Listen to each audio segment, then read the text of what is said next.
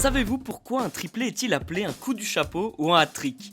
Bienvenue dans Tu veux une médaille, les réponses aux questions de sport que vous ne vous posez pas encore. Certains grands joueurs de l'histoire du football marquent de leur empreinte un match. Et on s'en souvient à vie. C'est souvent le cas lorsqu'un joueur inscrit 3 buts au cours d'une même rencontre.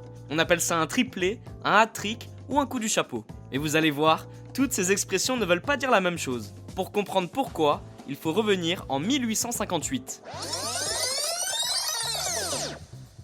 Il faut traverser la Manche, direction l'Angleterre et un match de cricket. Alors vous vous dites qu'il n'y a aucun lien avec le football, mais si, c'est ici que l'expression du coup du chapeau fait sa première apparition.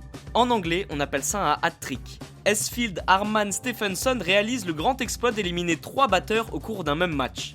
C'est une performance incroyable à tel point que le public présent au stade a une idée originale. Un chapeau va de main en main dans le public et les gens déposent de l'argent dedans. Et à la fin, le héros du jour le récupère. Dans le football, après un triplé, le joueur ne repart pas avec un chapeau, mais un ballon. Généralement, il le fait dédicacer par ses coéquipiers. Mais attention, un triplé n'a pas la même signification qu'un hat-trick ou un coup du chapeau.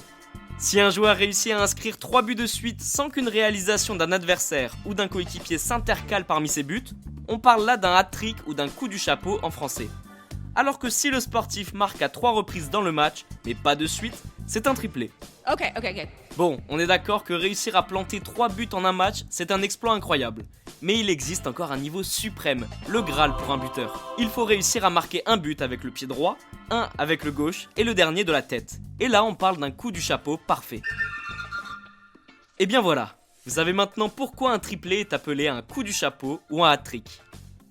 Vous pouvez écouter ce podcast et nous retrouver sur Apple Podcasts, Spotify, Deezer, Castbox et toutes les autres plateformes.